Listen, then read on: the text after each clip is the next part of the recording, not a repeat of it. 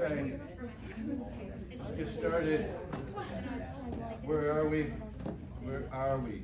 We're on November 9th, which means next week we have lectures on Tuesday and Thursday. The week after that we have Thanksgiving break. This is the first time we've had a whole week off for Thanksgiving break, so I don't know if you guys realize that or not. We usually only have a half a week off. Wednesday, Thursday, Fridays, the only days for Thanksgiving for the last, I don't know, this is my 17th year. So for the last 17 years at U of M, this is the first time we've ever had a whole week off. I don't know, it's kind of like a late spring break. I'm looking forward to it. Huh? I think it's because we didn't get a fall break. Yeah, because usually there's a small, like a half a week fall break in the middle of the semester that we didn't get. So we're getting a whole week off instead, I guess. But I would have liked a week off in the middle. Personality. All right, so what are we doing today? What are we doing today? I forgot already. Everybody sign in, I hope. Here's the instructions. There's just one assignment. It's both written in Excel and the same assignment. It looks like this. There are 1AB, 2AB, all the way to 8AB.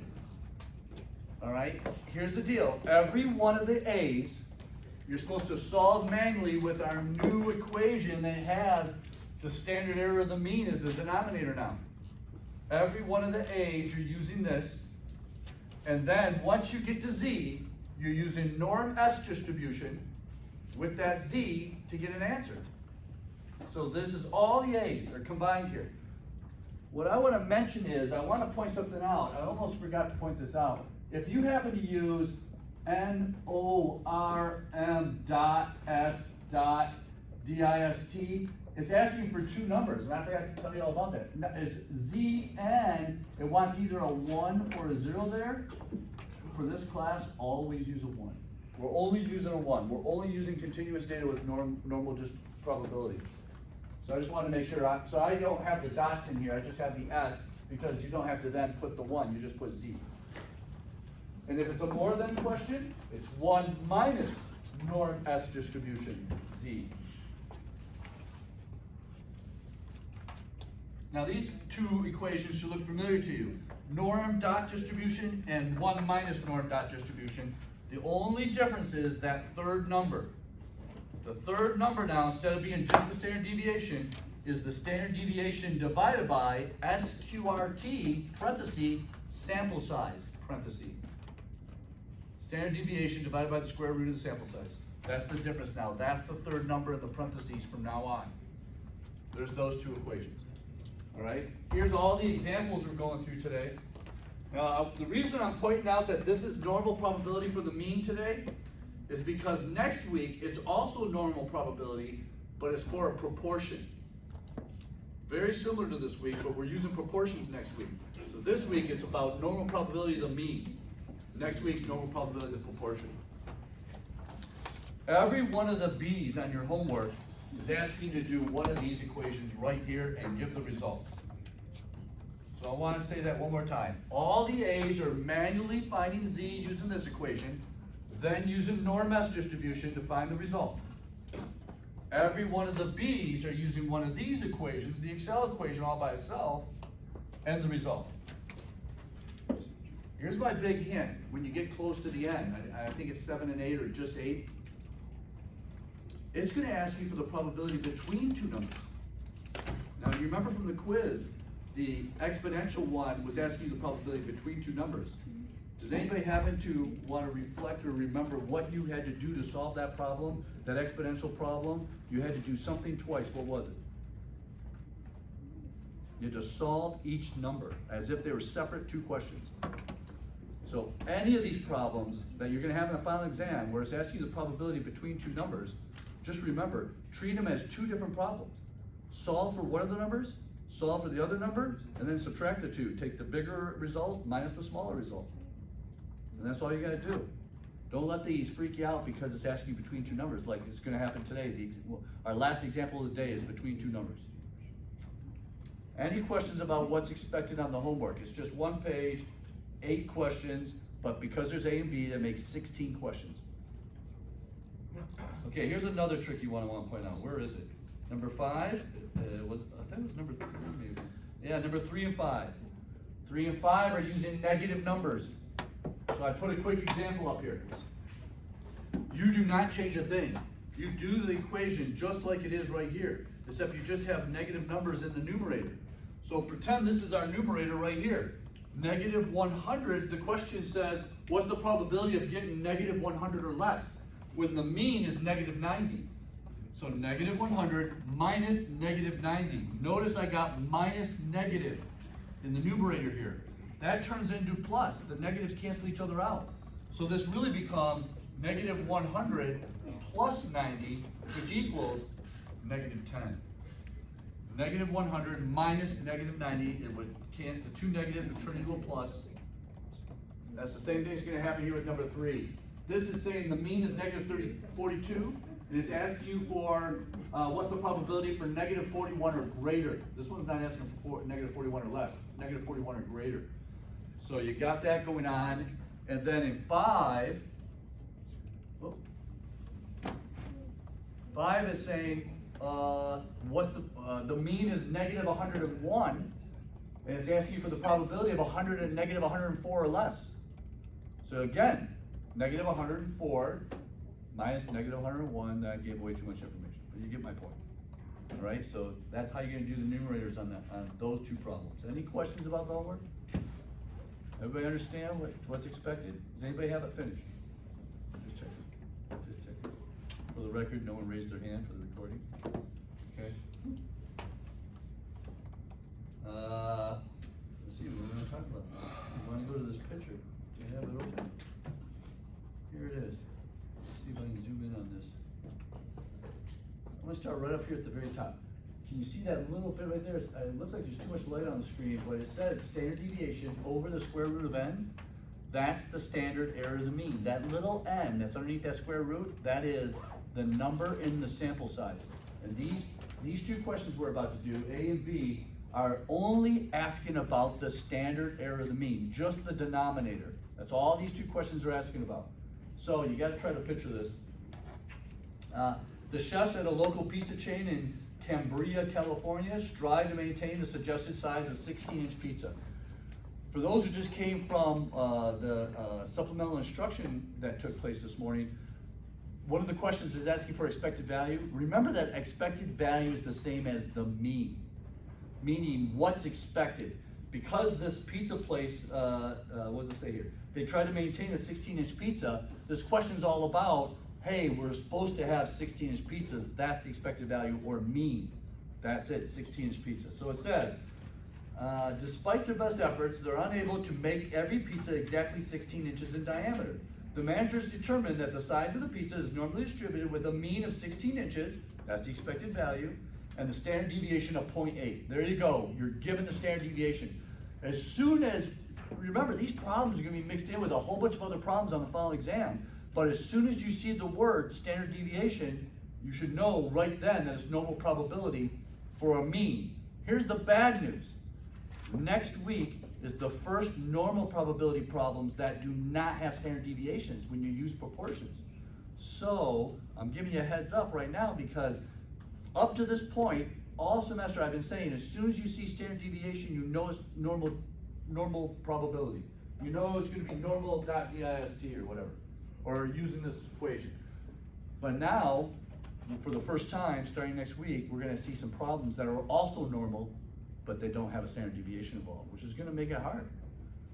So here's the deal. We're asking about the standard error of the mean only. A, what is the expected value, 16-inch pizza? What's the standard error of the sample mean derived if your random sample were of 2 pizzas? So that would be 2 pizzas divided by, I'm sorry, that's not the standard deviation. That would be 0.8 is the standard deviation over the square root of 2 pizzas. That's the standard error of the mean.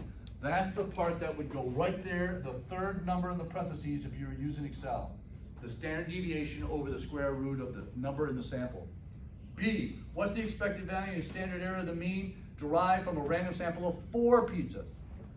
Only thing that changes is that the standard deviation is still 0.8, but now we have 4 pizzas over the square root of 4.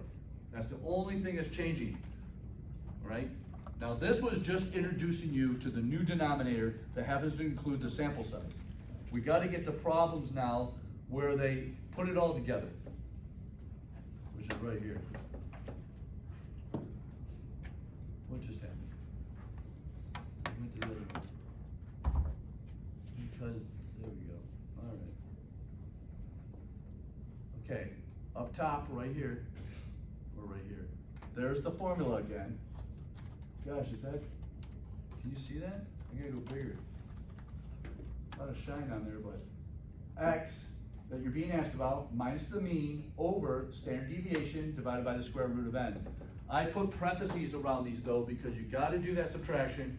You gotta do this square root and divide before you divide into that numerator. Do the numerator and the denominator before that division from the denominator to the numerator. Follow that order. So, same example, 16-inch pizzas.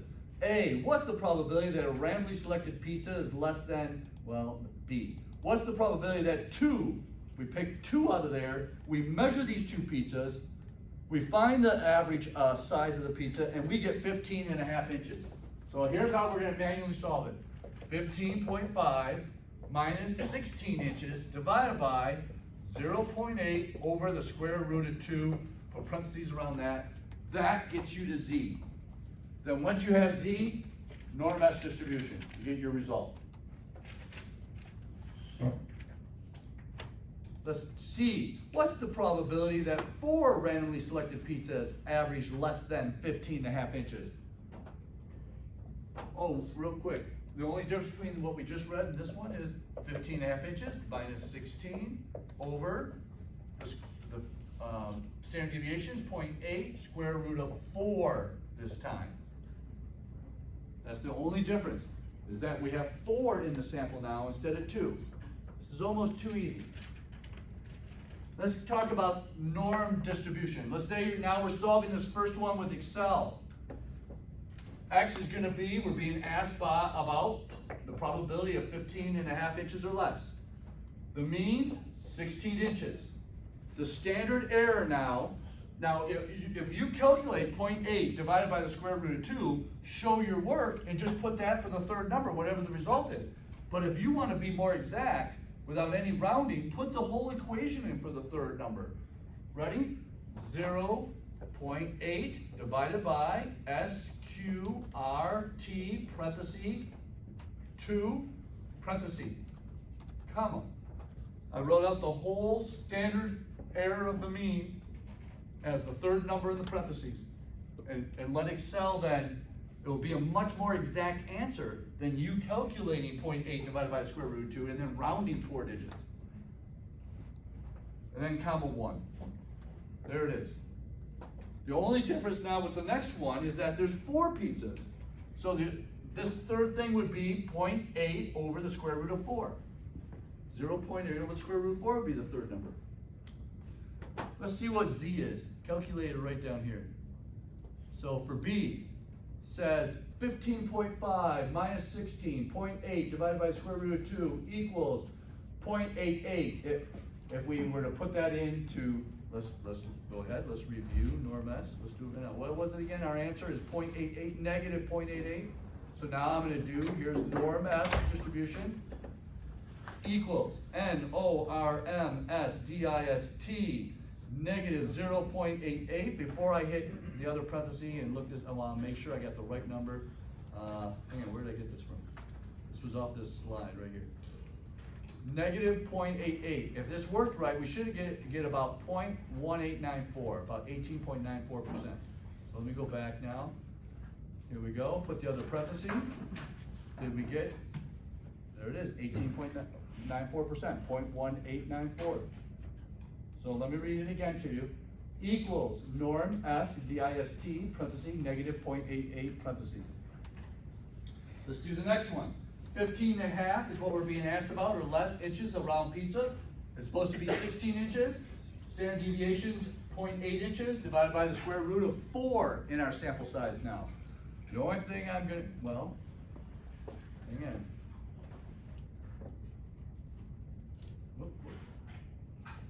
Where is it?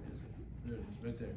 So this would be C, 15.5 minus 16 divided by 0.8 over the square root of 4. Now we get a negative 1.25 this time. So I'm gonna go to the norm S.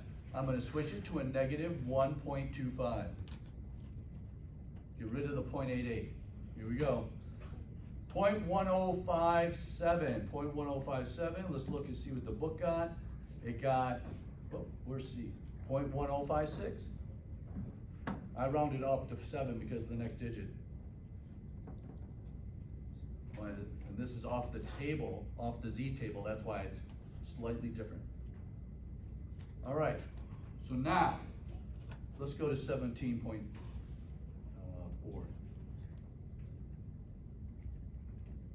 Oh, there we go. Consider the information presented in the beginning of this chapter, which is where she's managing a, I think it was a coffee place. What's that called again? The coffee place? Starbucks. And before they did this marketing campaign, customers spent an average of $4.18 on iced coffee. So before the campaign, $4.18. Is that what it is? $4.18? Customers spend an average of $4.18 on iced coffee with a standard deviation of 84 cents. All right. So Ann reports that the average amount based on 50 customers in a sample ended up being $4.26. So we took a sample of 50 and got a different number than 418, 426. If Starbucks does not pursue the marketing campaign, how likely is it that customers would spend $4.26 or more? $4.26 or more on iced coffee. So let's do the math on this. We're being asked about $4.26 or more. So 426 minus 418 before the campaign. Let me make sure you guys realize what's going on here. This person's managing a Starbucks and says, look, I want to get a bunch of money for the marketing campaign. I talked about this I think it was week 4, maybe it was a long time ago. And the way you can get the money for a big marketing campaign is to prove the marketing works at maybe 1 or 2 locations with a much smaller amount of money. And if you can prove it works, then you can get the hundreds of thousands and thousands of dollars you need to do this national campaign. So what's happening here is that, okay, we're going to collect data. We can go through all the receipts and everything, and we can see exactly what the average amount customers spend before we do this campaign. $4.18 with a standard deviation of 84 cents. Now we're going to do this campaign. Here's the deal. Luck could have caused these sample of 50 people after the campaign to spend more money. You know, yes, they spent more money, but it could have been luck. And so by calculating the statistical probability of luck causing that to happen will help you determine whether your marketing campaign could have been the reason for this or not. For example, if the probability of getting $4.26 or more after the campaign is the probability so low of doing that because of luck, then something else probably caused it, which would be your marketing campaign. So let's see what that probability is. 426 minus 418 over 0.84 divided by the square root of the number in our sample, which is 50. So here it is, $4.26 minus 418 divided by the standard deviation of 84 cents over the square root of 50, gave you a Z. The book is rounding it, but it gave us 0.67, a positive 0.67. So if we were to use, let's use norm S. Let's use norm S. This time we're going to put a positive 0.67. Is that right? 0.67. But this was, what's the probability of getting this or more? Spending 50 sample customers spending 426 or more, just because by accident, just luck caused it because of the 50 we happen to pick out. Even though before the marketing campaign it was 418. So we're gonna put a 1 minus in front. Put a 1 minus in front because of the more than. Hit enter. There it is. There was, after we put this in the norm, the 1 minus norm S distribution, parenthesis, 0.67, we get equals 0.2514. 2514 or 1514.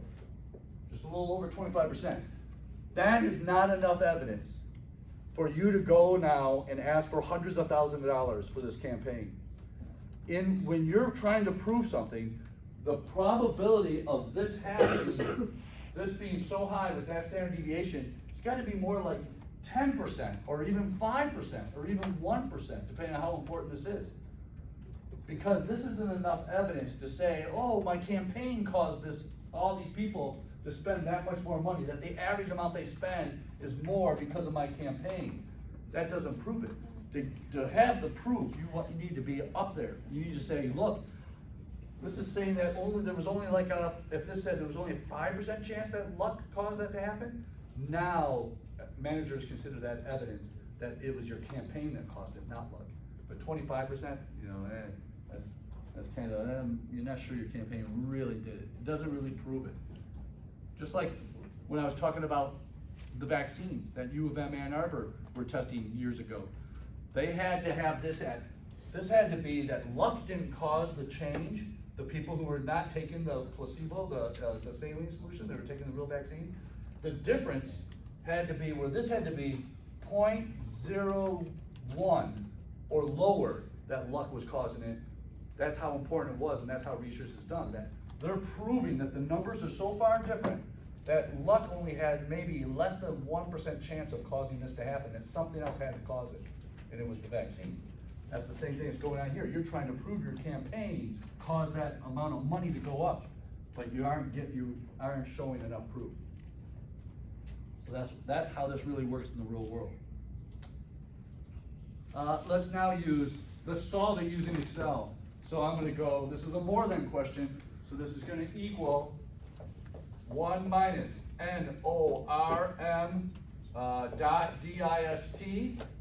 The first number is what we're being asked to find the probability of, which is $4.26, comma, the expected value or mean. Before we did the campaign, people spent $4.18, comma, the standard error. I do the whole thing, standard deviation over the square root of the number in the sample.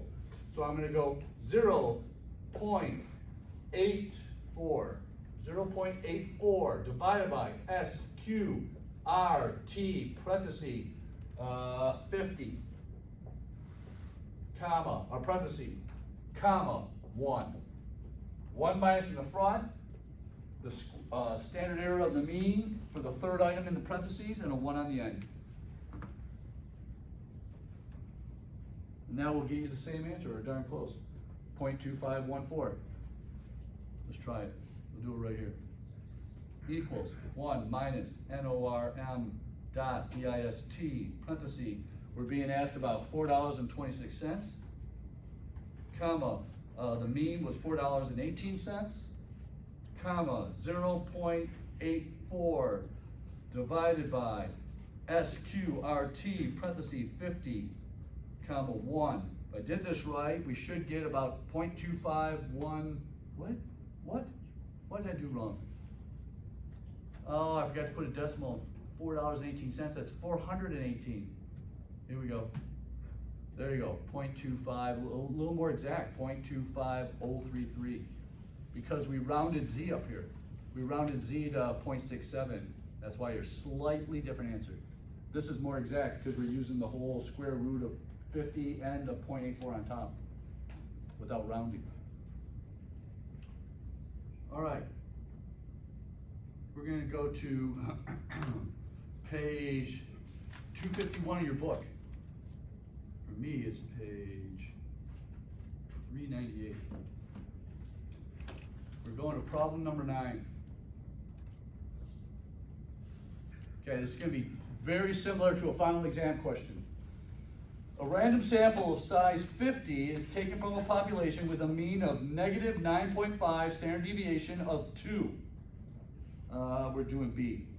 What is the probability the sample mean is less than negative 10? So here we go. Let's start out manually. Let me clear a spot.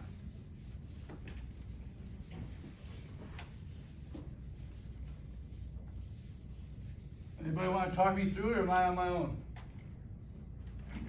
Anybody want it? Maybe? You want it? No? Seriously? You guys? B is asking for what's the probability of the sample mean being negative 10, so there's what's being asked for. Minus the mean. The mean is being described as negative 9.5.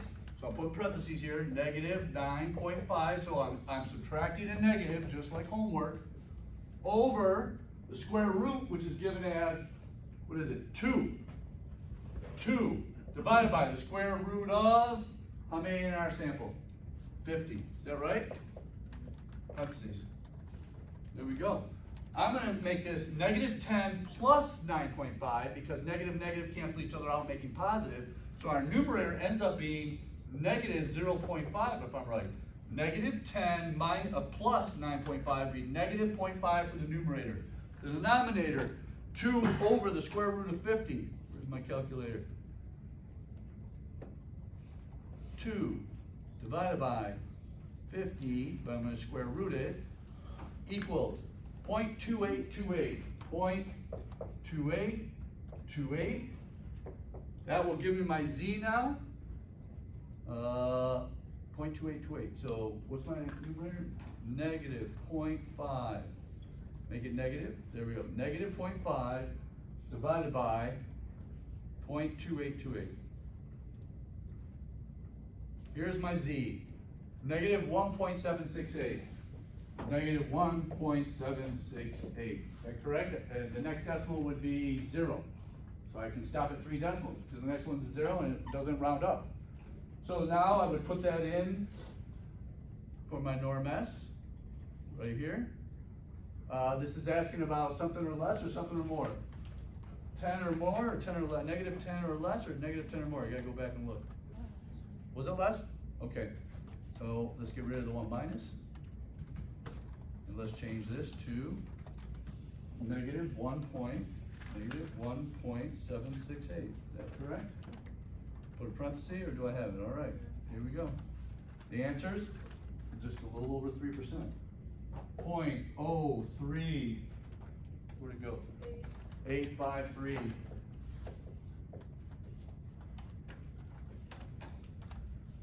Now if we use Excel to solve it, for B, if we're doing B, get rid of the 1 minus. We're being asked to solve for the number 10, no, negative 10. The next number is negative 9.5. Negative 9.5. Our standard deviation is 0.8, no, it's 2.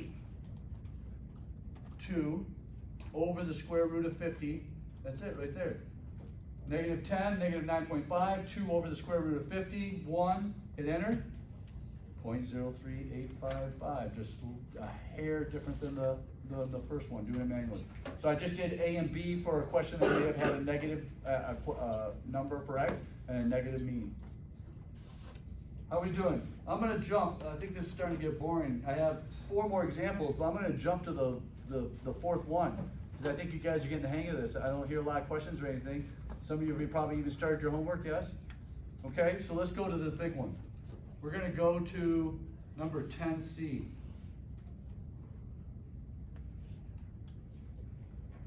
You know what? Yeah, we're going to 10C, right here. According to a survey, high school girls average 10 text messages daily. I don't know why it's only about girls. That seems crazy to me. Assume the population standard deviation is 20 text messages. So here's our average, 100, and 20 is our standard deviation. We take a random sample of 50 high school females and see what's the probability that the sample mean of a number of texts will be between 95 and 105. This is a perfect example of what you should expect on the final exam. This is where you treat these numbers as separate. You're doing this problem twice. You're gonna do the problem for 95, then you do it all over again for 105, and then you just take the two answers, take the bigger one, subtract the smaller one, and find the probability between them. Remember, when you're asked about two numbers, you wanna calculate the probabilities in the same direction. So that would be 95 or less, and 105 or less. When we used exponential on the quiz between two numbers, a couple of you did, like in this one, it'd be 95 or more, and 105 or more. You still got the right answer, but it was a little extra work, which is fine.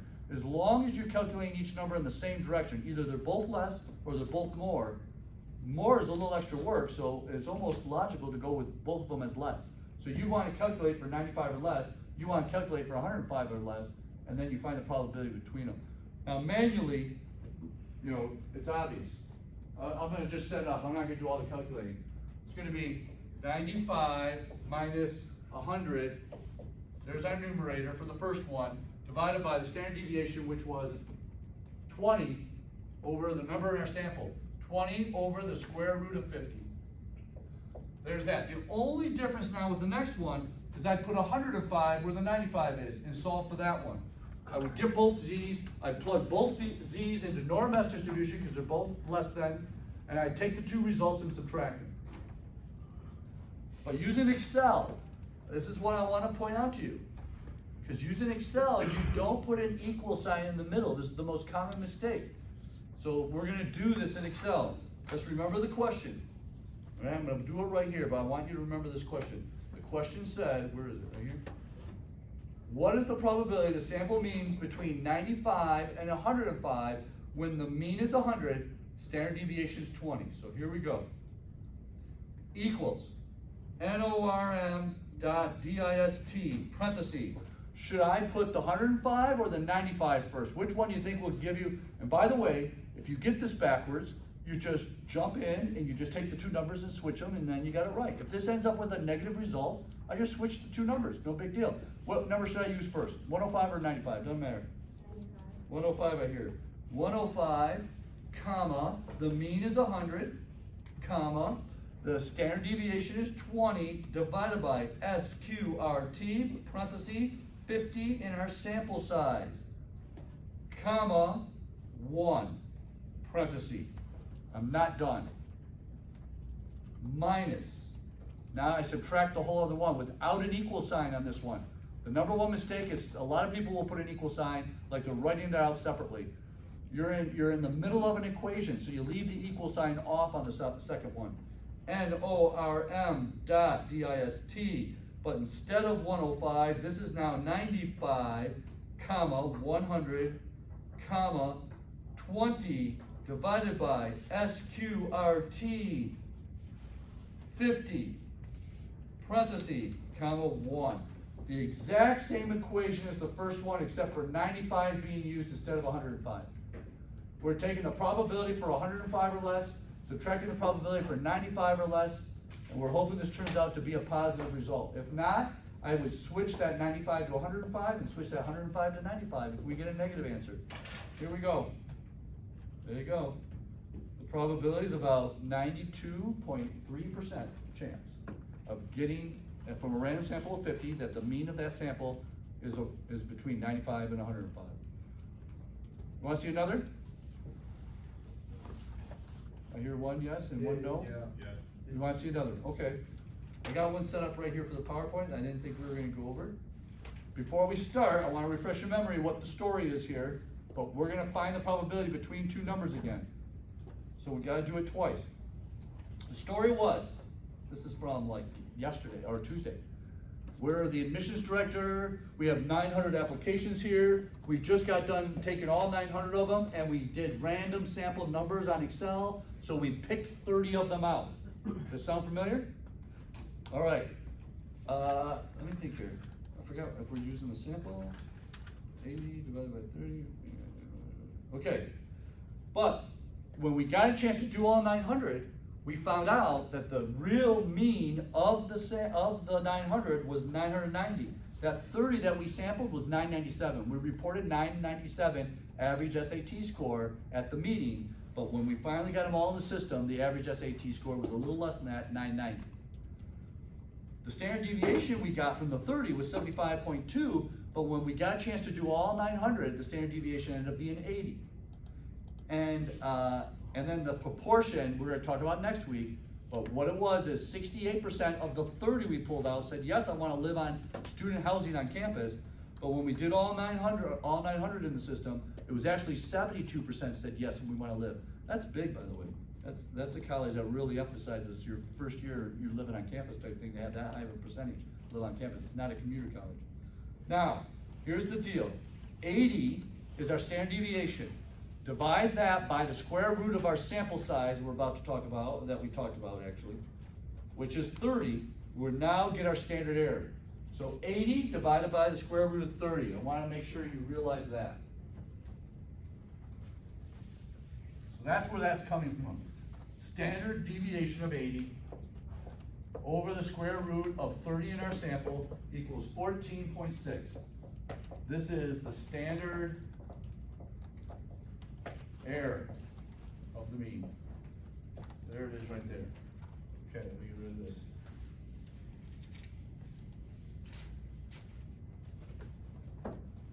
Now, let's, the average SAT score was 990, all right? So that was the average. I want to know what's the probability that if we were to select 30 out of that 900, that we get an average SAT score between 980 and 1,000. 980 and 1,000 SAT. There's the two numbers. There they are. So you're going to treat this as, you're going to find the probability of one of those numbers, either the 1,000 or 980 or less. Then you can find the probability of the other one, either 980 or 1,000, whichever one. And when you get those two results, you subtract them. If you're doing it manually, you're doing it just like this. Get your Z, and then you're using your norm S distribution to find the two results. And then you subtract the two results. But if you're using Excel like this, write it all as one equation. Not two equations and then subtract the results. Write it all as one equation like we just did. So let's remember that what we have here. We're finding the probability between 1,000 and 980 when we expect 990 with a standard deviation of 80 and a sample size of 30, leaving you with a standard error of 14.6. So here we go. 1,000 minus 990 divided by 80 over the square root of 30, which is 14.6. Gives you a Z of 0.68. So here's one of the Z's, 0.68. Now, 980 happens to be exactly the same distance on the other side of 990. So if you do this one, 980 minus 990 divided by 80 over the square root of 30, which is 14.6. This gives you a Z of negative 0.68.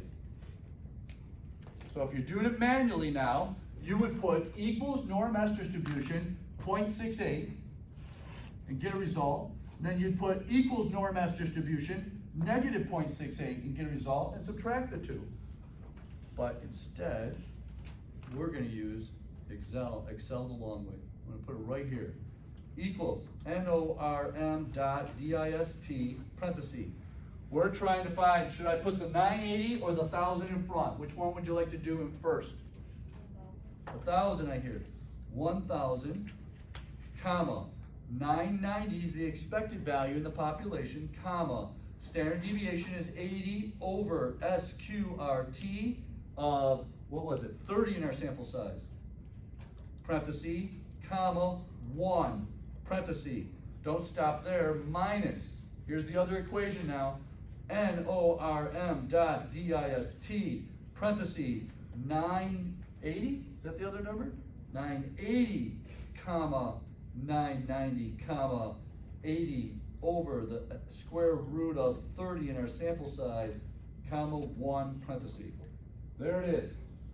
1,000's on the front, 980 is on the second one. There's no equal sign in the middle, just a minus, no spaces. And if I get a negative result, I just switch that 1,000 and the 980 with each other. I shouldn't get a negative, no. There it is. There was about a little over a 50.5% chance, 50.5064 chance, probability of us out of that 30 getting a result within 10 of either side of the population. That's not really good probability, by the way. I don't wanna walk in a meeting only having 50% chance that I get a result that's within 10 of the real one. So what would I do? I would increase my sample size. I'd say, you know what? I didn't realize what a low percent chance that was. I'm gonna increase my sample size to 50. Now, if I increase my sample size to 50, watch what happens. There you go. Now I'm walking in that meeting with 62% chance of having something close to what it really is. That's still not enough.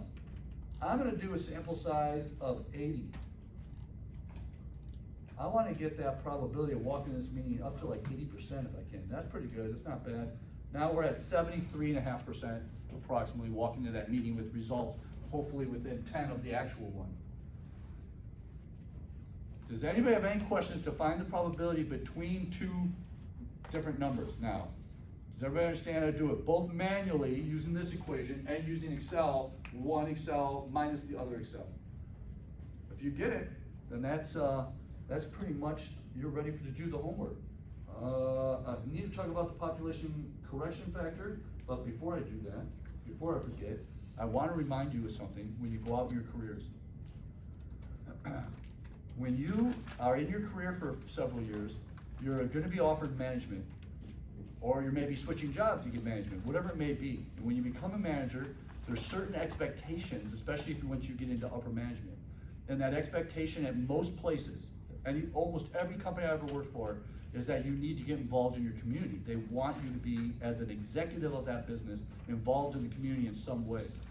What they encourage you to do lots of times is volunteer for some of the local nonprofit organizations. So when I was working in Southeast Michigan, like we're in right now, I was on the board of directors for Southeast Michigan Junior Achievement. Has anybody heard of Junior Achievement? Does anybody know what Junior Achievement is? Or never heard of Junior Achievement? Never heard of it. Junior Achievement is a high school program where this organization in Southeast Michigan has these, like, where you go to the high school and you have a mentor from the business world come in with these tools and pass them all out and says to the class, okay, we're gonna start a business, and you start a real business as a class. So you can learn all the processes of starting a business, whether it's making these t-shirts for some event that's coming up or whatever the business is, the class votes on it. And you have someone from the business world really mentoring you through starting this business. And it takes like, I think you meet, it's part of your class, but it's only about 1 or 2 hours a week out of the whole class that the person comes there and helps you go through this. So those of you in that class would, during those 2 hours, be involved on, hey, what's next on the business? What are we gonna sell these for? Coming up with all of the things. So that's what Junior Achievement does, is give business experience to people in high school, hopefully encouraging them to maybe wanna study business when they get to college. That's what Junior Achievement is. Also, I was on a credit union board of directors and museum board of directors, and you just get involved in different things. Like, I can't remember this other, I can't remember it because it was so many years ago. It was back in the 1990s, by the way. But here's the deal.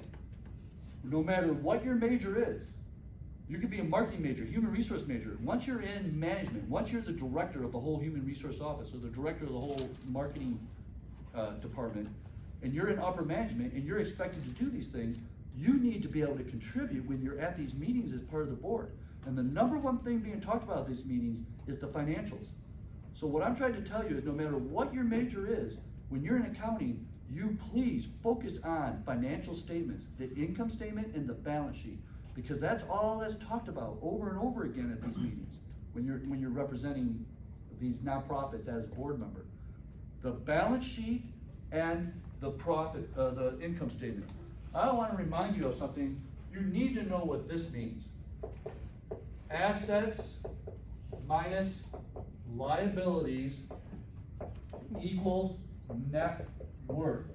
Even if you're volunteering for a nonprofit organization like I was, we still talked about the net worth. The objective of these organizations is to increase that net worth. If it's a nonprofit, they're increasing their reserve net worth to use when times are bad, so they don't go bankrupt. So it's assets. You need to realize when you're sitting in a meeting, it's assets minus liabilities is net worth. The income statement is just letting you see a flash of what's going on there, revenue versus expenses, and whether there's whether they're spending more or less than what's coming in as revenue.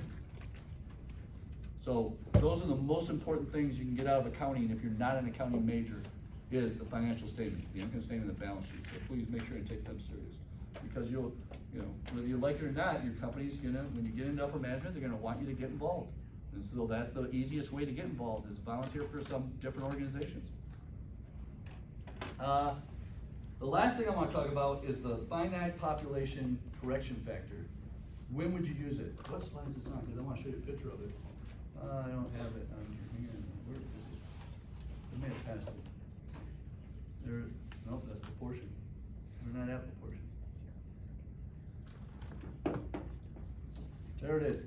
So slide 26 from chapter 7, this little part right here, that little part on the right, here's your standard error, standard deviation over the square root of n.